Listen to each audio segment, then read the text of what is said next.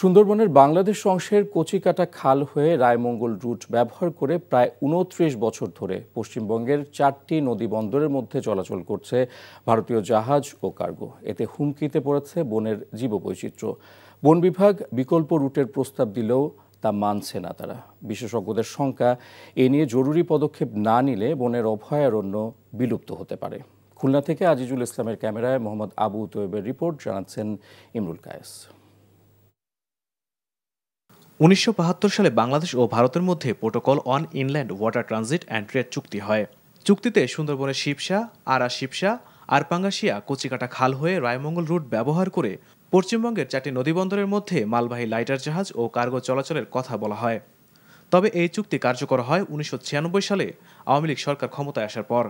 সাধারণ চোখে এই রুটটি কোনো সমস্যা মনে না হলেও সম্প্রতি খুলনা বিশ্ববিদ্যালয়ের পরিবেশ ডিসিপ্লিনের একাধিক গবেষণায় এই রুটের বিরূপ প্রভাব ফুটে উঠেছে। গবেষকরা বলছেন, ভারতীয় লাইটার জাহাজ ও কার্গো চলাচলের রুটটি সুন্দরবনের শিবসা ডলফিন অভয়ারণ্য ও পানখালী ডলফিন অভয়ারণ্যের মধ্যে পড়েছে। ফলে বনের জীববৈচিত্র্য হুমকিতে।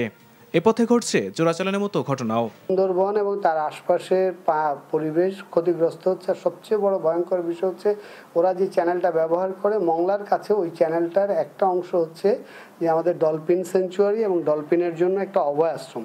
ফলে এই জায়গাটা যদি বন্ধ না করা হয় তাহলে পরে কিন্তু আমাদের যে সুন্দরবনের মূল আকর্ষণ সেটি কিন্তু হারাবে। ম্যানগ্রোভ ইকোলজি, এখানকার মাটির গঠন প্রক্রিয়া খুব দুর্বল। এখানে প্রচুর পরিমাণে সিল্ট পলি জমা হয়, ভাঙন প্রবণ, এবং জাহাজ চলাচলের জন্য এই ভাঙন প্রবণতাটা আরও অনেক বেশি বাড়ে, যে কারণে সুন্দরবনের মধ্যেকার নদীর মানচিত্র বদলে যাচ্ছে।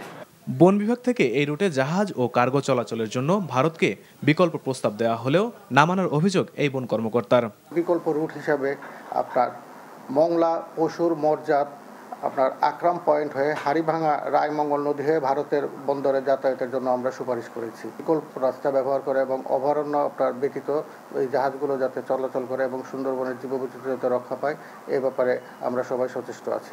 সুন্দরবনের অভয়ারণ্য রক্ষায় অতীতেও এই রুট নিয়ে নানা সমালোচনা সত্ত্বেও তা বাতিল করেনি তৎকালীন সরকার। দেশের পরিবর্তিত রাজনৈতিক পরিস্থিতিতে নতুন করে এই রুট বাতিল করে বিকল্প ব্যবস্থা গ্রহণের দাবি জানিয়েছেন পরিবেশবাদীরা। Imrul Kayes, NTV news desk.